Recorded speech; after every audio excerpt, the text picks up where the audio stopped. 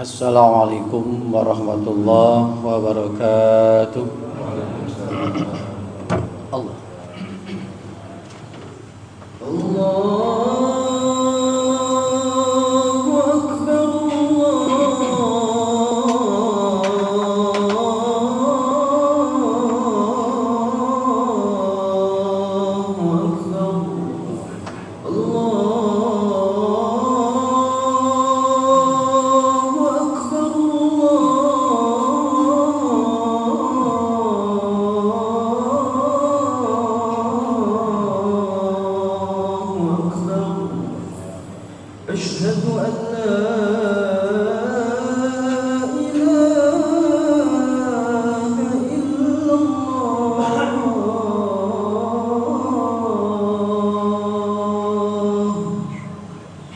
أشهد أن لا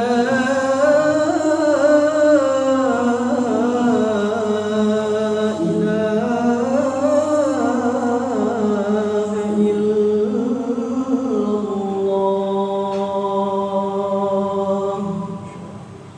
أشهد أن لا أشهد أن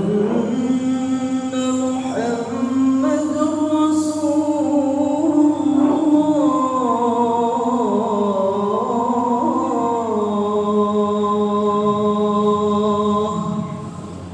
أشهد أن محمد رسول الله.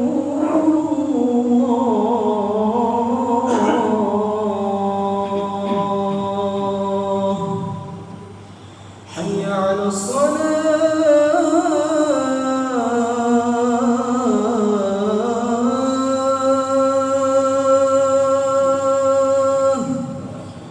حي على الصلاة.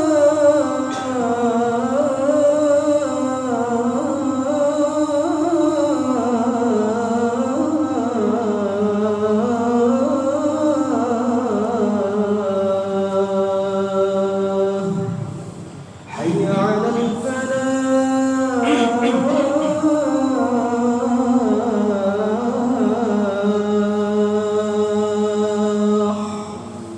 حي على الفلاح.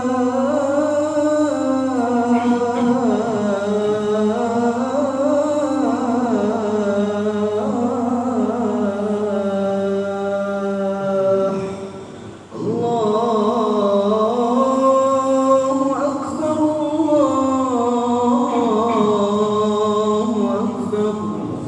لا إله إلا الله.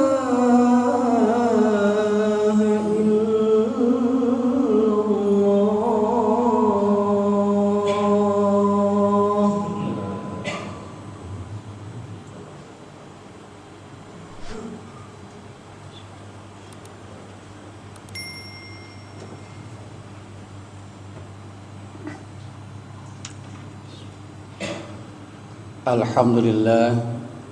Alhamdulillah, summa alhamdulillahilladzi ja'ala qulubil mu'minin wa nawwirul muslimin. Asyhadu an la ilaha illallah iyyahu na'budu wa iyyahu nasta'in. Wa asyhadu anna Muhammadan abduhu wa rasuluhu rahmatan lil alamin. Allahumma shalli wa sallim wa barik ala sayyidina wa maulana wa habibina wa syafiina Muhammadin khatamin nabiyyin ila yaumiddin. Amma ba'd, fa ya ibadallah, usikum wa iyaya bittaqwallahi wa ta'atihi la'allakum tuflihun. Wa qala ta'ala idza a'udzu billahi minasy syaithanir rajim fatawakkal 'alallah fa huwa hasbuh. Shadaqallahul azim wa shadaqa nabiyil karim wa nahnu 'ala dzalika minasyakirin walhamdulillahi rabbil alamin. Ma'asyiral muslimin wa jumratal mu'minin jamaah Jumat rahimakumullah. Mari sama-sama kita memuji kezatillahi Rabbi. Secara ucapan kita mengucap alhamdulillah. Secara fi'li dan qauli adalah fi'lu yus'iru bi ta'dimil inami bisababil inami. Setiap orang dipermudah oleh Allah dan mempermudah dirinya melaksanakan apa yang diperintahkan oleh Allah dan Rasulnya. meninggalkan segala apa yang dilarang oleh Allah dan Rasulnya sekemampuan mungkin, maka disadari atau tidak orang tersebut sedang memuji dan mensyukuri nikmat Allah. Karena hakikatnya memuji kita mengikuti aturan zat ilahi, hakikatnya bersyukur kita tahu diri akan karunia nikmat dari ilahi Rabbi. Salawat masalam kita bermohon pada Allah, bersyukur pada Allah jadikan kita umat baginda Rasulullah sallallahu alaihi wasallam. Sekalipun bertumpuk-tumpuk dosa dan maksiat yang disengaja ataupun tidak, Allah tidak langsung hukum sebagaimana umat-umat terdahulu, tapi dikasih kesempatan dengan yang bernama taubat. Maka kita bermohon kepada Allah, Allah jadikan umur kita yang tersisa, Allah jadikan umruka ra'suka wa malika, umur yang menjadi harta kekayaan untuk meraih ketakwaan pada Allah Subhanahu wa taala, bukan umur yang percuma, yang gampang berbuat maksiat dan dosa, yang senantiasa hidup diperbudak dengan dunia. Nauzubillah. Hadirin jamaah yang dirahmati Allah Subhanahu wa taala. Pada kesempatan ini Al-Bagir mengajak merenung sedikit tentang nilai-nilai tawakal.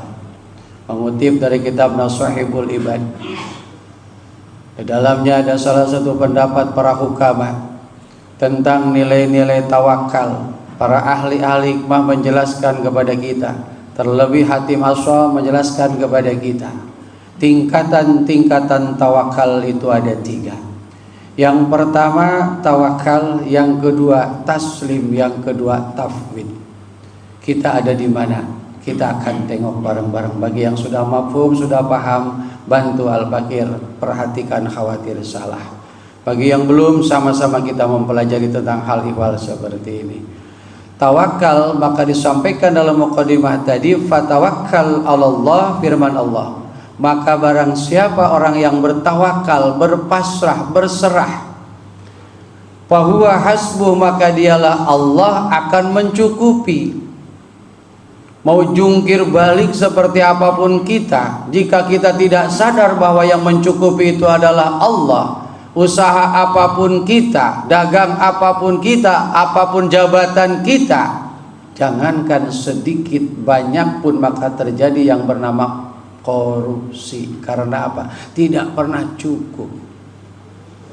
Maka tingkatan pertama yang namanya tawakal pasrah, bisa dikatakan dimanai menurut Hatim Asom adalah yakin. Yakin semua kita sudah diatur oleh Allah, tapi belum sampai ke tingkatannya hakul yakin. Dari yakin, ainul yakin, hakul yakin, pembahasannya berbeda. Maka dalam pasrah kita yakin Allah yang ngatur rizki, tapi kita masih capek usaha. Berarti tingkatan kita tawakalnya baru berpasrah dengan penuh keyakinan, tapi bersandar kepada usaha. Kalau tingkatannya tingkatan ahli tarekat, musyrik kita, menduakan Allah, seolah yang memberikan rizki adalah hasil kerja kita, hasil usaha kita, hasil jabatan kita, hasil apapun yang kita perbuat, sehingga mendapatkan hasil dengan rasa bangga di dalamnya tanpa sadar. Itu adalah sudah aturan Allah. Terlebih lagi bahwa ada yang berkata ini semua ada campur tangannya Allah. La haula wala quwwata. Semua itu dalam ketentuan Allah. Apa kemampuannya kita kalau diambil oleh Allah? Tangan kita mengayun, Allah yang mengayunkan. Mata kita melihat, Allah yang berikan penglihatan. Kaki kita melangkah, Allah yang berikan kemampuan. Otak kita berpikir, Allah yang memberikan kepikiran. Tapi kadang di dalamnya kita merasa punya kita. Maka kata Hatim Asom menjelaskan, selama manusia hanya berduduk dalam sifatnya tawakal tingkatan pasrah, yakin semua diatur oleh Allah, tetapi dia berkecimpung dalam usaha yang membabi buta sifatnya, mencari sekemampuan dengan dalih, apalagi ada ungkapan jika tidak seperti ini kita nggak bakal makan. La haula wala quwata illa billah. Hati-hati ucapan orang yang beriman.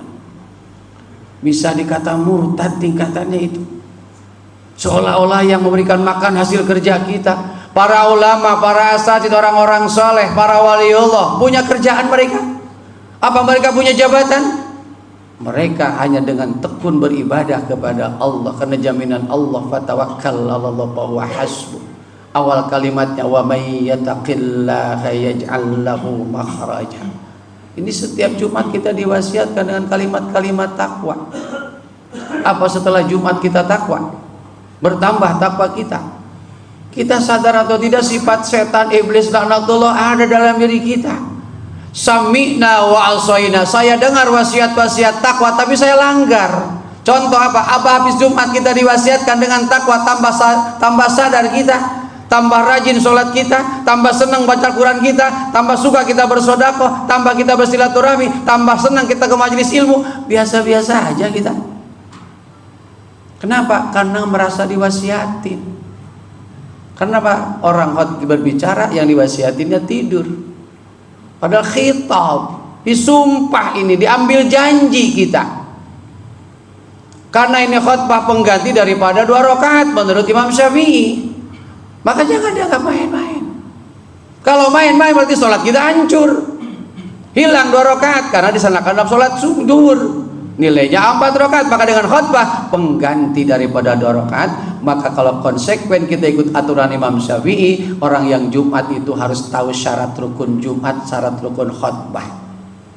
Bahkan kalau perlu itu Imam Syafi'i mengajarkan dalam kitab Bada'iul Arba'ah, dijelaskan pendapat beliau, tanya setiap yang datang Jumat, tahu syarat Jumat, tahu rukun khutbah, yang tahu masuk, yang nggak tahu pulang.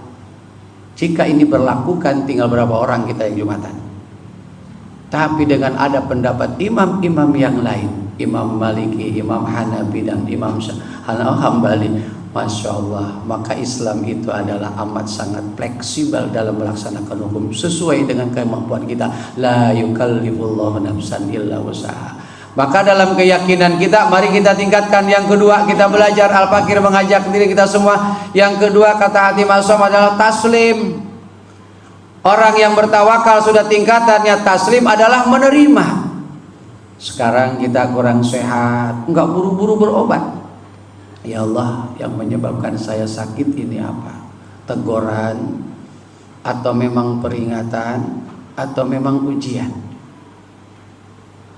Oh, saya capek kerja. Oh, berarti faktornya kerja. Kerjanya untuk nyari apa? Nyari uang. Uangnya untuk apa? Terus kita telusuri. Taslim.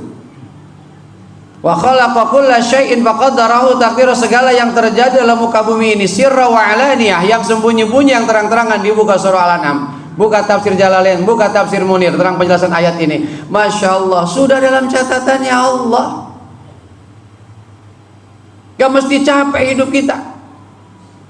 Yang harus kita capek pikirkan tuh bagaimana, ya Allah, kenapa amal saya kurang ikhlas, kenapa ibadah saya kurang khusyuk. Yang harus kita pikirkan lebih capek itu. Kenapa? Ketika sudah memikirkan Allah dalam segala kehidupan, yang namanya rizquhu min haitsu la yahtasib, min haitsu la yahtasib, amat sangat nyata.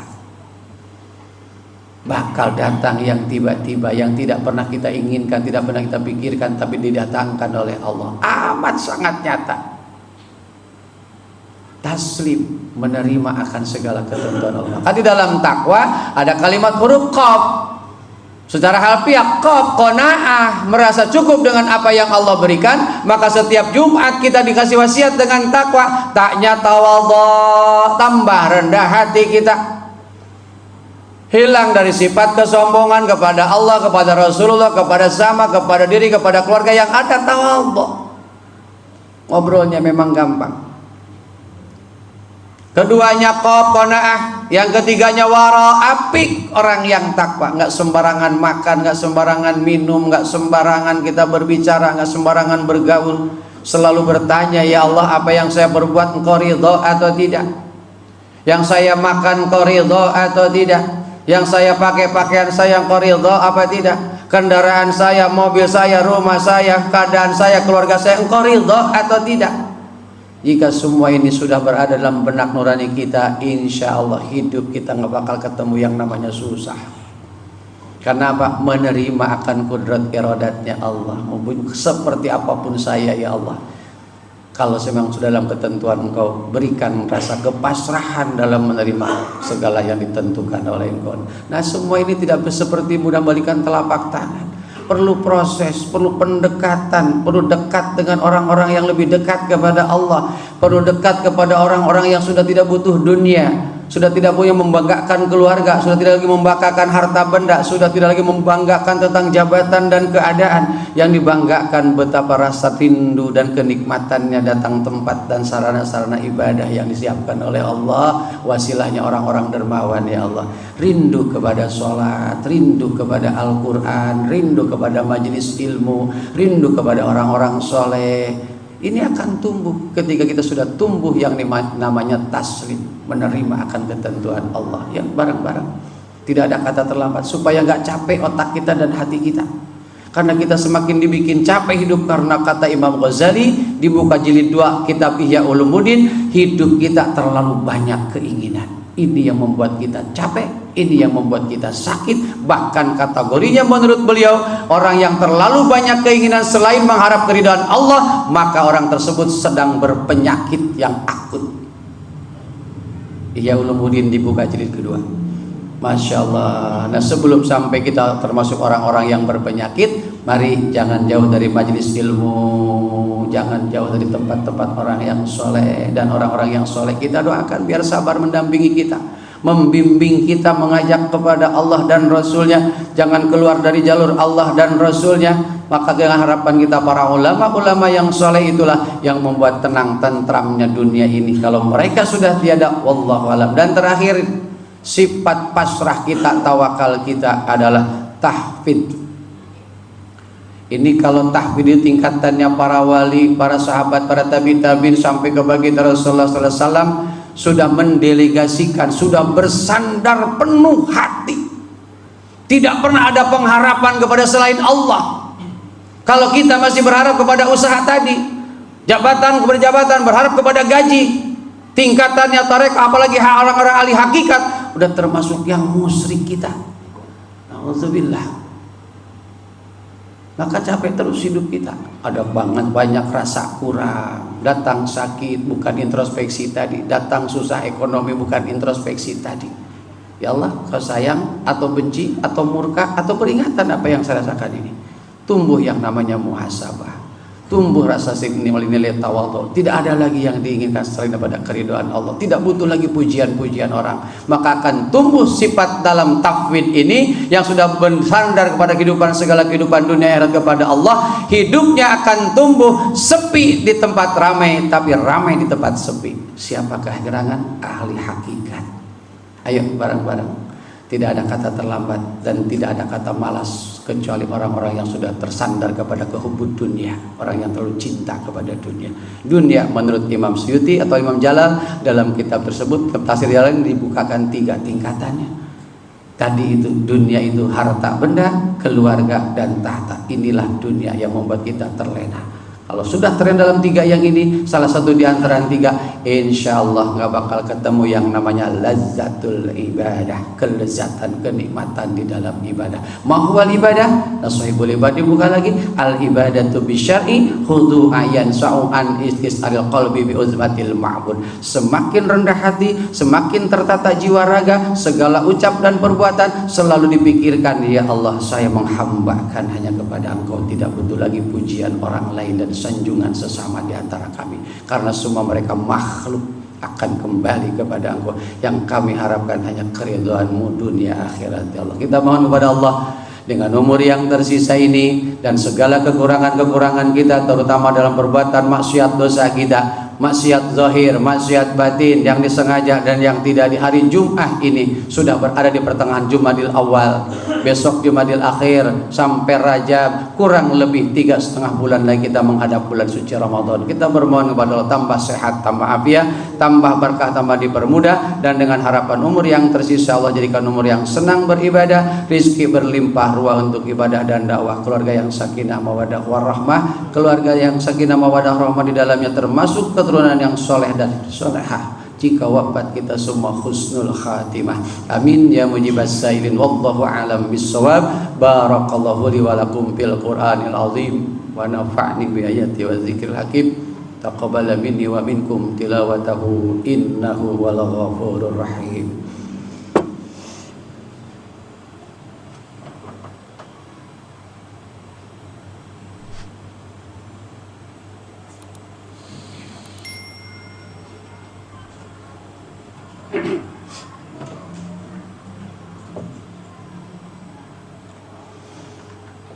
Alhamdulillah.